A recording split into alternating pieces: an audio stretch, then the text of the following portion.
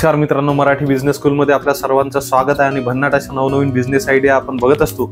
आज सुद्धा आपल्याला जे मराठी आणि खेड्यातील जे बांधव आहेत त्यांच्यासाठी जे आहे रोजगाराच्या संधी फार कमी उपलब्ध असतात आणि त्यांच्यासाठी कुठेतरी रोजगाराची संधी उपलब्ध करून देण्याचा आपला हा प्रयत्न आहे। आणि कशा पद्धतीने आपण बिझनेस करू शकतो, कारण की इंडियामध्ये 70% पॉप्युलेशन हे जे आहे ग्रामीण भागात राहते, खेड्यामध्ये राहते आणि खेड्यात व्यवसाय कुठला करावा हे मोठा प्रश्न आज उद्भवलेला आहे। तर अशासाठी आपण 3 बिझनेस आयडिया घेऊन आलेलो।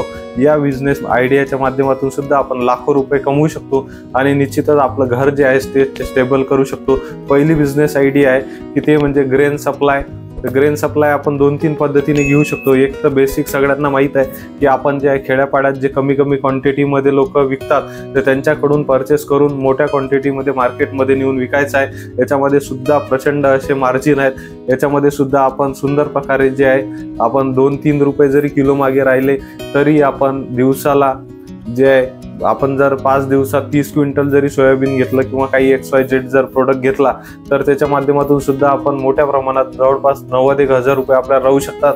हा सुद्धा त्याच्यासाठी आपल्याला फक्त एक काटा टोल काटा घेणं आवश्यक आहे किंवा ऑनलाईन प्लॅटफॉर्मला सुद्धा भरपूर असे जे आहे काटे आपल्याला उपलब्ध आहे। त्यानंतरचे सुंदर असं बिझनेस याच्यामध्ये आपण असं करू शकतो की आपल्याला काय करायचं आहे की आपलं जे शेतकऱ्यांचा गहू आहे गहू वगैरे घेऊन आपल्याला घ्यायचा आहे। सपोज 17 रुपये किलोने आपला गहू आहे मार्केटमध्ये शेतकऱ्यांकडून आपल्याला घ्यायचा आहे। त्याला सुद्धा बेनिफिट होईल, त्याला सुद्धा आळत वगैरे काही लागणार नाही।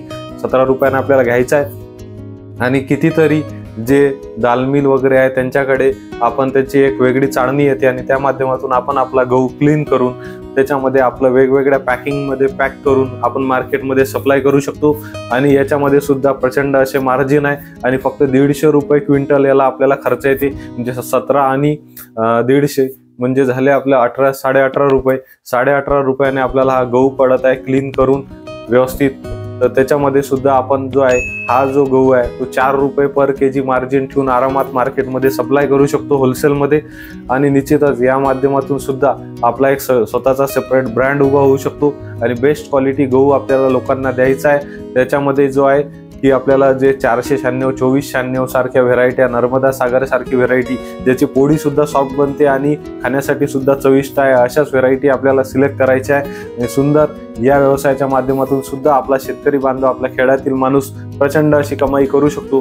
त्याला कुठेही तुम्ही दुर्लक्ष करू नका, सुंदर असा हा बिझनेस आहे। त्यानंतरची आपली दुसरी बिझनेस आयडिया ते म्हणजे ॲनिमल फूड। ॲनिमल फूडचं प्रचंड अशी डिमांड पुऱ्या भारतभर, महाराष्ट्रभर आहे। आपल्या जवळचा एरिया जरी आपण टार्गेट केला तरी ॲनिमल फूड जो आता चांगलं डेव्हलप झालेला आहे आणि ॲनिमल सुद्धा म्हशी प्रत्येक गावागावात वेगवेगळ्या डेअरी डेव्हलप झालेल्या आहे। प्रत्येक गावात हे म्हशी आहेत, वेगवेगळ्या प्रत्येकाकडे जे आहे ॲनिमल्स आहेत, तर त्यांनासाठी लागणारं जे फूड आहे तर फूड सप्लाय आपल्याला करायचं आहे। हे सुद्धा आपण 2 पद्धतीने करू शकतो। एक तर म्हणजे आपण डायरेक्ट रिसेल करू शकतो, चांगल्या क्वांटिटीमध्ये आपल्याला जो आहे तो फूड विकत घ्यायचा आहे आणि म्हणजे 50 किलोच्या बॅग आणि त्याला 100-200 रुपये आपले मार्जिन जोडून मार्केटमध्ये म्हणजे खाली शेतकऱ्यांना आपल्याला सप्लाय करायचा आहे। हा सुद्धा एक व्यवसाय। आणि दुसरा म्हणजे की आपण स्वतः जो आहे ॲनिमल फूड हे मॅन्युफॅक्चर करू शकतो।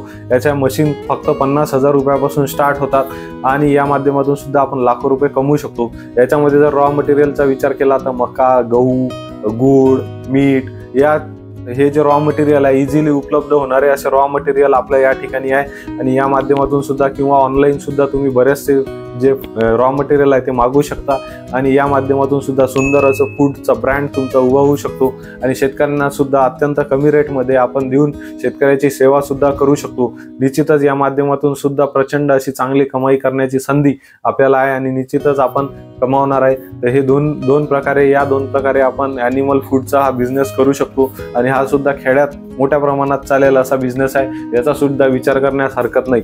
त्यानंतरची आपली तिसरी बिझनेस आयडिया ते म्हणजे बँक, म्हणजे याला आपण म्हणतो BC पॉईंट किंवा CSC सेंटर। हे दोन्ही जर आपण चालू केलं तर मोठ्या प्रमाणात याच्या माध्यमातून सुद्धा आपण जे आहे मोठ्या प्रमाणात कमाई करू शकतो। आणि सुंदर आपल्याला याच्यामध्ये कसं आहे की एक बँक आपल्याला घ्यायची आहे, वेगवेगळं जे आहे त्याच्यामध्ये जो आपण कस्टमर सर्व्हिस पॉईंट म्हणतो तर आपण वेगवेगळ्या बँक सोबत आपण टायअप करून आपल्याला चांगली बँक सिलेक्ट करायची आहे आणि त्याच्यामध्ये जे झिरो अमाऊंटमध्ये जो अकाउंट ओपन करून देणार आहे अशाच बँक आपल्याला पाहिजेत।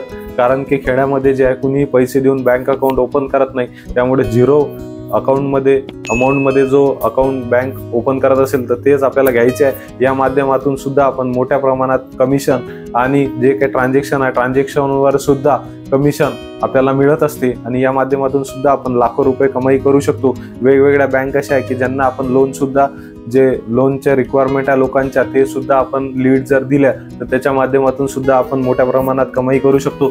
आणि सोबतच आपल्या थ्रू जे काही लोन पास होतील त्याच्यावर सुद्धा आपण 1% कमिशन हे आपण घेऊ शकतो। असे कितीतरी मार्केटमध्ये जे आहे ऑपॉर्च्युनिटीज उपलब्ध आहे आणि आपल्या खेड्यातील बांधवाला फक्त त्याच्यामध्ये कॉम्प्युटर, प्रिंटर, स्कॅनर अशा 2-4 गोष्टी फक्त लागतील।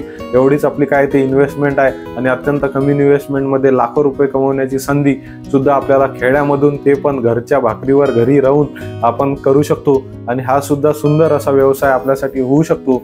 निश्चितच आता मी तुम्हाला जे बिझनेस आयडिया दिला त्यामधली कोणती एक सुंदर बिझनेस आयडिया आणि आपण चालू करू शकतो याचं निश्चित तुम्ही कमेंटमध्ये शेअर करा। आणि आपल्या मराठी बिझनेस स्कूलमध्ये रोज नवीन बिझनेस आयडिया तुमच्यापर्यंत घेऊन येत असतो, त्यामुळे आपल्या चॅनलला सबस्क्राईब केलं नसेल तर आता सबस्क्राईब करा आणि आपल्या मराठी बिझनेस स्कूलमध्ये व्हिडिओ पाहिल्याबद्दल धन्यवाद।